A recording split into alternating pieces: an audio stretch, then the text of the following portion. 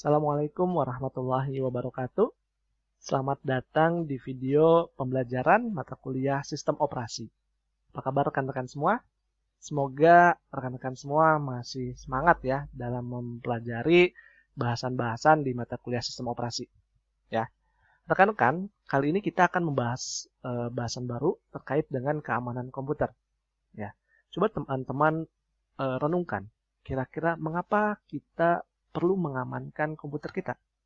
Ya, nah komputer seperti yang kita ketahui bahwa akan memiliki nilai guna yang lebih jika komputer ini terhubung dengan sesama komputer dalam sebuah jaringan, ya, jaringan komputer. Nah ternyata jejaring ini ya selain memiliki dampak positif tentunya ya dari nilai kebermanfaatannya, ternyata juga berpotensi mendatangkan beberapa potensi atau risiko yang merusak komputer kita. Ya, nah penting sekali untuk kita memahami ya ancaman apa yang kira-kira bisa mengancam sistem komputer kita. Selain itu juga kita perlu mengetahui juga gejala-gejala dari komputer yang telah terinfeksi ya atau terkena serangan keamanan. Lalu setelah kita mengetahui semua itu, kita jadi mengetahui kira-kira metode apa yang kita perlu lakukan untuk mencegah ya, agar minimal mencegah bagaimana sistem komputer kita tidak mengalami serangan khususnya terkait dengan keamanan komputer. Oke, sudah siap untuk mempelajari bahasan kita hari ini? Yuk, kita mulai ya. Bismillah. Oke. Materi yang akan kita pelajari pada pertemuan hari ini ya, yang pertama kita adalah bahas terkait dengan pendahuluan dari topik keamanan komputer ya. Kita di sini akan sama-sama saling memahami kira-kira ruang lingkup keamanan komputer ini sejauh apa. Oke. Setelah itu kita sama-sama mengenali atau memahami terkait dengan konsep keamanan komputer itu apa. Ya. Setelah itu kita akan mempelajari juga terkait dengan ancaman-ancaman ya dari mulai jenisnya dan tekniknya. Setelah itu kita bahas terkait dengan pengamanannya ya. Langkah apa saja yang bisa kita lakukan untuk mengamankan komputer kita dari potensi ancaman ya, ancaman keamanan komputer. Oke? Oke, bismillah ya, kita mulai di pendahuluan. Oke. Nah, kita di sini merilis ya, kita membahas satu buah data ya. Ini merupakan data Incident Monitoring Report ya yang dikeluarkan oleh IDCERT. Oke. IDCERT ini apa? IDCERT ini panjangan dari CERT ini sendiri adalah Computer Emergency Response Team ya. Dan ini cabang Indonesianya IDCERT ini. Ini adalah tim koordinasi ya terkait dengan insiden-insiden keamanan yang khususnya ada di internet ya. Ini jangkauannya seluruh dunia ya. Organisasi ini. Oke. Nah, di Indonesia ada cabangnya IDCERT ini, oke. Dan dia juga disempurnakan ya. Maksudnya apa ya? Namanya tuh selain CERT ini juga ada CSIRT ya, CSIRT itu Computer Security Incident Response Team. Oke. Nah, sedikit membahas terkait dengan organisasi ini ya. Organisasi ini kita perlu berbangga hati bahwa Indonesia pada tahun 1998 ini menjadi sebagai salah satu pendiri juga untuk Forum Asia Pasifik CERT-nya ya. Jadi kita sudah cukup lumayan mapan ya untuk kondisi CERT ini ya bersama dengan CERT Jepang dan Australia. Nah, untuk di Indonesia ini didirikan oleh Bapak Dr. Budi Raharjo ya. Nanti teman-teman kalau pengen tahu siapa Budi Raharjo ini bisa search ya. Nah, di sini kita lihat bahwa dari total aduan 144.620 ya yang bersumber dari 40 organisasi mitra dari IDCERT ini ya. Kita lihat bahwa ternyata dari periode Januari sampai Desember 2018 ini laporan untuk kasus keamanan komputer ini cukup banyak ya, terdiri dari 144, dan kita lihat klasifikasinya terkait dengan hak cipta ada yang juga terkait, yang besar juga terkait dengan spam ya, pesan spam. Lalu juga yang besar adalah terkait dengan ini masalah jaringan. Oke. Nah, ini malware, ini juga salah satu ya. Ada spoofing, phishing ini jadi kayak kita melihat sebuah website yang dipalsukan gitu, tapi tampilannya mirip gitu. Biasanya tujuannya sih untuk mencari akun autentikasi kita ya, misalnya untuk password dan akun username-nya ya. Nah, ternyata dari 144.620 ini hanya sekitar 0,52% yang baru tertangani. Sehingga bisa kita simpulkan bahwa potensi keamanan ini ternyata di Indonesia khususnya ini terlalu besar ya. Maksudnya terlalu besar, ternyata tanpa kita sadari juga Indonesia menjadi salah satu negara yang sering diserang. Nah, ini didukung oleh data yang dirilis oleh Badan Cyber dan Sandi Negara ya, atau BSSN. BSSN ini adalah badan yang secara khusus menangani keamanan siber di Indonesia ya. Tugasnya dari mulai identifikasi, monitoring, proteksi sampai penanggulangan ya serangan siber yang ke Indonesia. Nah, salah satu proyeknya ini adalah yang terkait dengan Honeynet. Oke, apa sih Honeynet itu? Honeynet itu adalah apa ya, istilahnya proyek untuk menyelidiki potensi serangan-serangan apa aja yang ada yang menuju ke Indonesia ya, khususnya kita bicara terkait dengan BSSN. Tapi Honeynet ini sebenarnya di seluruh dunia pun ada ya. Nah, ini dia proyek ini menyelidiki gitu, ada potensi serangan dari mana saja, serangannya apa yang mungkin ada jenis barunya, lalu juga mengembangkan alat untuk keamanannya ya. Intinya adalah menciptakan keamanan internet yang lebih baik gitu ya. Nah, di sini kita lihat bahwa Indonesia data dari kita filter ya datanya, ini bisa teman-teman akses di honeynet.bssn.go.id ya, ini bisa open access. Nah, ini di dunia sendiri ya, dari mulai 1 Januari sampai ke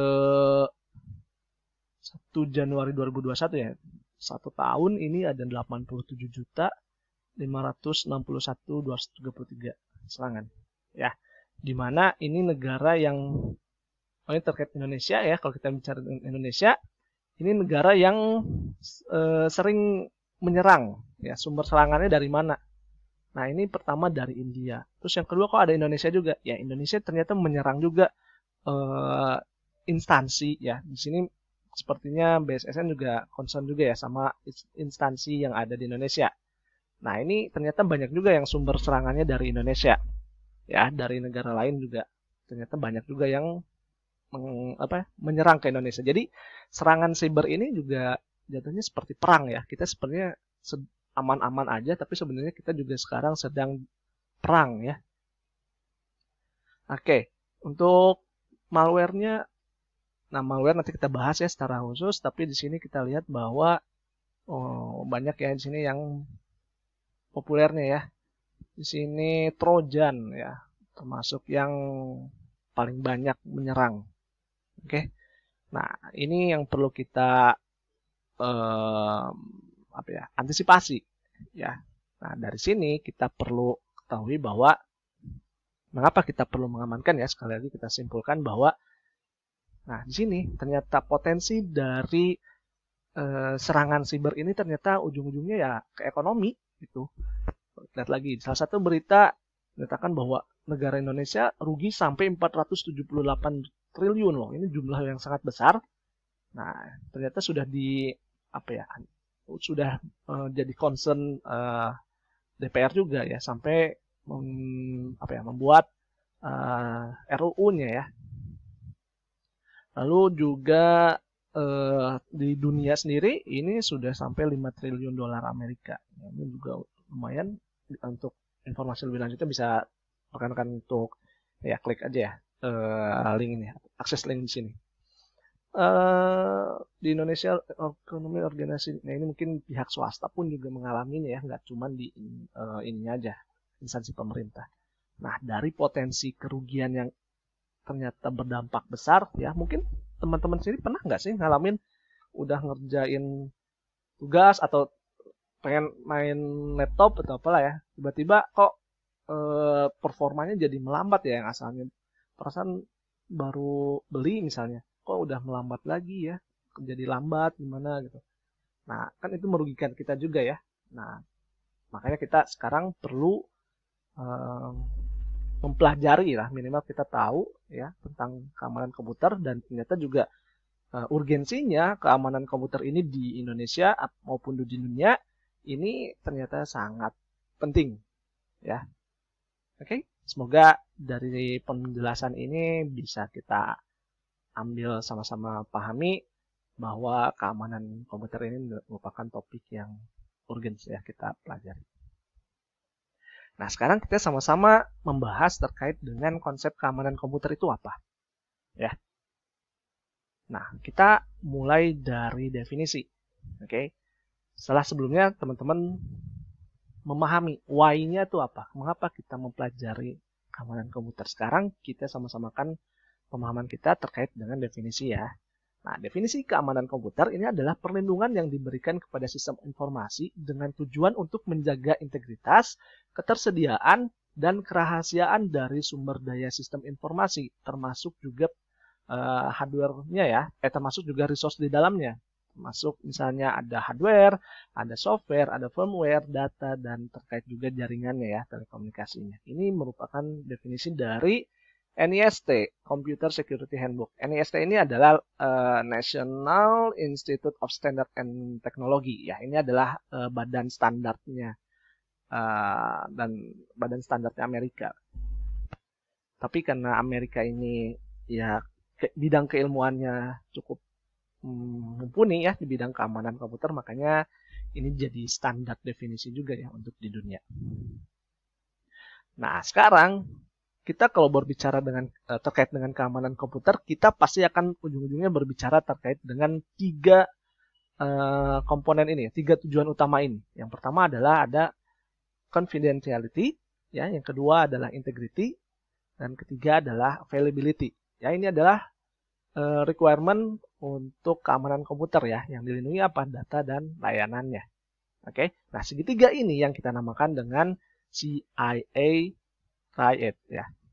Nah, ini adalah bukan karena satu lembaga tertentu ya, CIA gitu, jadinya keamanan. Ini lebih ke singkatan ya, singkatan dari confidentiality ya, integrity dan availability. Oke. Nah, ini bentuk dinamakan lebih populernya adalah CIA Triad ya. Ini adalah tiga konsep fundamental untuk mewujudkan tujuan keamanan data dan layanan komputasi ya. Yang kedua adalah ini untuk contohnya, contoh standar yang membahas ini adalah NIST FIPS 199, ini terkait dengan standar for security categorization of federal information and information system. Ya. Jadi kalau misalnya kita melihat apakah suatu komputer aspek keamanannya gimana, ya kita lihat dari aspek confidentiality-nya gimana, integritasnya gimana, availability-nya gimana. Jadi terkait dengan datanya, servisnya, ini dilihat ya. Nanti kita bahas satu-satu dari mulai aspek confidentiality, integrity, dan availability-nya. Ya. Baik, sekarang kita bahas ke bagian yang pertama ya, adalah confidentiality ya. Atau berarti juga kerahasiaan ya, baik kerahasiaan data maupun sistemnya ya. Oke, di sini maksudnya dari confidentiality adalah mempertahankan batasan resmi atas akses dan pembukaan informasi, termasuk di dalamnya terkait perlindungan privasi dan informasi hak milik. Ya, kegagalan dalam aspek confidentiality adalah pengungkapan informasi yang tidak sah kepada pihak yang tidak berwenang atau kepada pihak yang memang tidak seharusnya menerima informasi tersebut. Oke. Nah, confidentiality ini dapat kita kategorikan terhadap dua bagian ini. Ya, yang pertama adalah data confidentiality, yang kedua adalah terkait dengan privasinya. Ya, kalau di data confidentiality di sini kita perlu menjamin bahwa informasi pribadi maupun rahasia tidak tersedia atau terungkap ya pada pihak yang memang tidak seharusnya mendapatkan informasi tersebut. Ya. Lalu aspek yang kedua adalah terkait dengan privasi. Terkait privasi, kita perlu adanya jaminan ya terkait dengan informasi apa yang dikumpulkan ya dan oleh siapanya dan juga kepada siapa informasi tersebut diungkapkan. Oke. Ini adalah terkait dengan aspek confidentiality ya.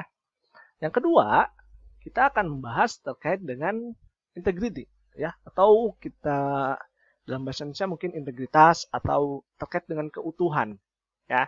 Di sini kita melihat bahwa kita perlu menjaga data atau informasi dari modifikasi yang tidak tepat atau perusakan bahkan. Ya, termasuk memastikan keaslian dari data juga ya. Nah, kegagalan dalam integritas adalah modifikasi yang tidak seharusnya atau juga bahkan sampai ke pengerusakan terhadap suatu informasi. Ya. Nah, di sini terkait dengan integritas ini dapat digolongkan jadi dua aspek ini. Yang pertama adalah data integrity, ya. Di sini adalah menjamin bahwa informasi dan program diubah hanya dengan cara yang telah ditentukan dan diotorisasi. Ya. Yang kedua adalah sistem integrity. Ya, di sini adalah menjamin bahwa sistem dijalankan sesuai fungsinya, tidak mengalami gangguan dan bebas dari manipulasi sistem yang sengaja maupun tidak disengaja. Oke, jadi keutuhan ini harus terkait dengan datanya juga dan terkait dengan sistemnya. Jangan sampai adanya modifikasi oleh pihak-pihak yang memang tidak seharusnya, ya, atau tidak berwenang. Oke. Nah, yang ketiga kita adalah terkait dengan availability-nya, ya, atau bahasa lain bahasa Indonesia adalah ketersediaan. Oke, di sini kita perlu menjamin bahwa sistem kita bekerja dengan segera dan servis yang diminta itu enggak ditolak untuk siapa? Untuk memang pengguna-pengguna yang berhak, ya, atau berwenang lah terkait dengan data maupun sistem kita ya. Nah, di sini memastikan akses dan penggunaan informasi dilakukan pada waktunya dan memang oleh pihak yang dapat dipercaya. Nah, kalau tidak mampu menyelenggarakan aspek availability ini, berarti kegagalan dalam aspeknya adalah terganggunya akses ya atau penggunaan terhadap informasi atau sistem informasi. Ya. Di sini balik lagi bahwa availability ini juga mencangkup kita ketersediaan bahwa memang pihak-pihak yang berwenang ini harus mampu mengakses. Oke. Jangan sampai adanya ancaman atau serangan keamanan komputer ini menghambat atau bahkan mengganggu sehingga pihak yang berwenang jadi tidak bisa mengakses data ataupun sistemnya. Oke, sekarang kita berbicara terkait dengan ancaman keamanan komputer. Di sini yang perlu rekan-rekan ketahui bahwa ancaman keamanan komputer ini dapat kita kategorikan secara umum atau secara general, ya.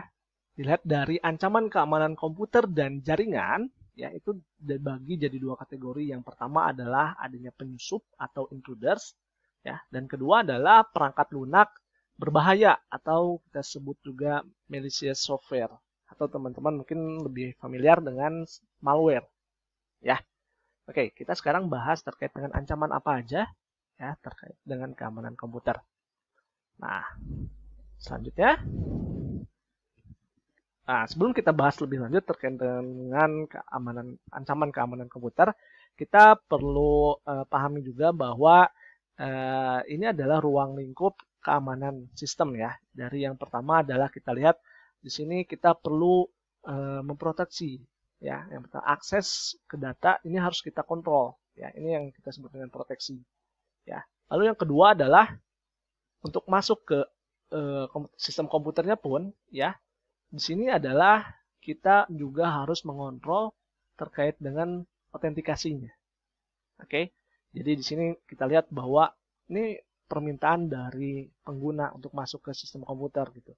Nah, sebelum masuk ini ada penjaganya. Ya. Penjaga di sini apa fungsinya ya? Dia harus memastikan bahwa yang masuk ke sini memang adalah proses-proses yang memang berwenang ya atau memang memiliki hak akses ya.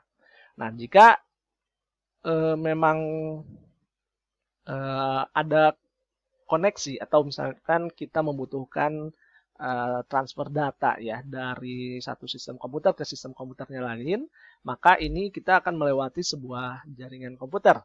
Nah, di sini pun kita perlu memastikan bahwa data yang kita transmisikan dalam media transmisi itu aman dari pihak-pihak yang mau mencuri datanya, ya.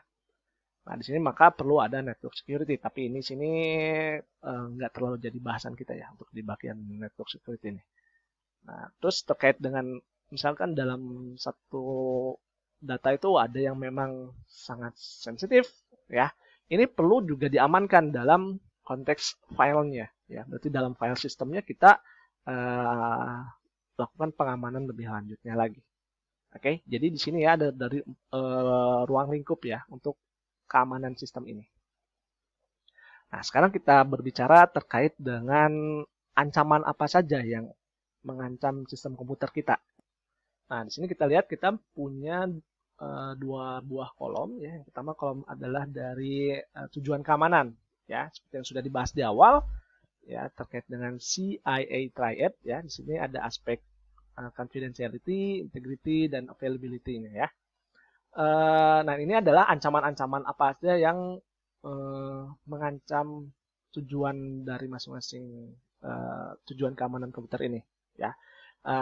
Di beberapa literatur juga ada yang menyebutkan exclusion ya untuk ditambahkan itu selain CIA ya ada juga exclusion ya atau pengecualian dari pihak luar ya karena ancamannya adalah nanti pihak luar kalau tidak dikecualikan nanti memungkinkan untuk take over atau ambil alih ya.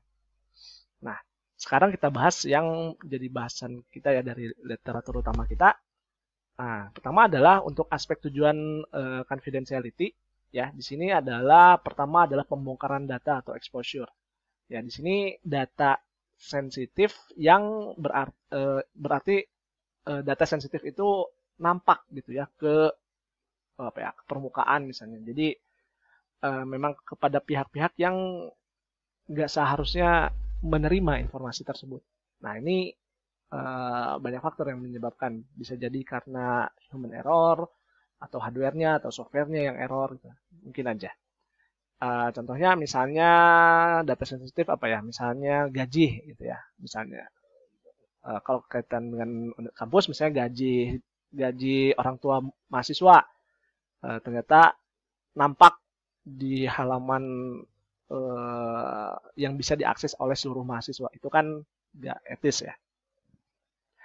Nah, lalu yang kedua adalah akses data sensitif oleh pihak tidak berwenang secara langsung. Nah, kalau ini adalah interception, memang secara langsung. Ya. Nah, ini umumnya terjadi kalau misalnya di jaringan komputer, di jaringan komputer ya, di local area network, itu beberapa perangkat sebenarnya dapat menerima copy paket ya yang ditujukan untuk user lain ya atau user tertentu gitu. Nah, kalau misalnya hacker, misalnya kita bicara tentang sosok hacker misalnya ya, ini dia memang bisa dapat data misalnya kalau dia memang mencari dari traffic email gitu. Ini salah satu yang secara langsung dia memang ingin mengambil data sensitif ya, memanfaatkan jaringan. Nah, lalu yang kedua ini adalah interference ya. Nah, di sini adalah akses data sensitif oleh pihak yang tidak berwenang atau memang tidak seharusnya mendapatkan ini, tapi tidak secara langsung. Ya, nah ini adalah kalau kita menggali informasi dengan melihat pola-pola traffic ya di jaringan komputer, itu kalau kita lihat misalnya dari satu host ke host yang lain, itu kalau trafficnya gimana itu bisa digali informasinya ya. Jadi pola komunikasi antara dua host ini memungkinkan untuk ada data sensitif yang tergali. Oke. Nah, Lalu yang keempat adalah akses data sensitif dengan menghindari keamanan sistem. Nah, di sini memang udah ada penjaganya nih. Ya, udah ada yang menjaga sistem komputernya ya, dan arti keamanannya sudah ditegakkan gitu. Tapi memang pihak ini ingin masuk dengan cara jangan sampai ketahuan sama pihak keamanannya. Oke. Nah, lalu yang kedua adalah dari tujuan berikutnya adalah di aspek integritas ya. Di sini kita lihat di aspek integritas kan kita harus melihat keutuhan data ya. Jadi jangan sampai data itu rusak gitu. Lalu yang kedua adalah pihak tidak sah mengakses sistem dengan menyamar sebagai entitas resmi. Nah, ini adalah masquerade ya, kayak masking gitu. Kita menyamar gitu. Nah, di sini pihak asing ya, pihak yang memang nggak sah untuk mendapatkan informasi tersebut, dia nyamar jadi pihak yang resmi gitu. Nah, dia mempelajarilah mekanisme untuk masuk ke sistemnya, mekanisme autentikasinya gitu. Ini contohnya kayak Trojan, gitu, Trojan horse ya. Itu nanti biasanya sih karena user mungkin nggak sengaja klik program yang memang disisipi file Trojan. Oke ya. Yang ketiga adalah data palsu. Ini di mana tujuannya adalah untuk menipu pengguna resmi ya. Ini maksudnya falsification. Ini si data palsu ini yang nanti menggantikan ya, pengguna aslinya itu digantikan oleh data palsu ini. Jadi seolah-olah dianggapnya data asli. Lalu yang keempat adalah ancaman mengganggu layanan sistem dengan menghalangi sistem operasi. Ya, ini disebut juga obstruction. Ya, di sini mengganggunya dengan cara memutuskan link komunikasi. Gitu. Atau juga bisa dengan cara membebani sistem kita sehingga performanya jadi turun atau bahkan sampai nggak bisa diakses. Ya, nanti terkait ini juga intinya adalah mengganggu performa layanan dari sistem ya. Oke, lalu terkait dengan aspek yang keempat atau tujuan yang ketiga adalah terkait dengan availability ya. Ini contoh ancamannya adalah DOS ya, denial of service. Ini adalah dengan cara pihak yang ingin menyerangnya adalah mengirimkan atau membanjiri ya jaringan atau servisnya dengan paket request yang bertubi-tubi sehingga sistem jadi sibuk ya dan sampai akhirnya menurunkan performa sehingga user aslinya yang justru mau akses layanannya malah jadi nggak bisa gitu. Oke ya, ini adalah ancaman yang berpotensi untuk mengganggu ya performa dari sistem komputer kita. Oke? Nah, ini adalah summary-nya ya dari ancaman-ancaman itu. Oke? Nah, untuk video ini kita cukupkan di sini dulu. Nah, di video selanjutnya kita akan membahas secara detail terkait dengan ancaman-ancaman ini ya. Dan juga kita akan membahas teknik pengamanannya. Ya, kita cukupkan, kita bagi dua untuk sesi keamanan komputer, untuk topik keamanan komputer, agar teman-teman bisa istirahat dulu. Oke ya, kita lanjut di video berikutnya. Assalamualaikum warahmatullahi wabarakatuh.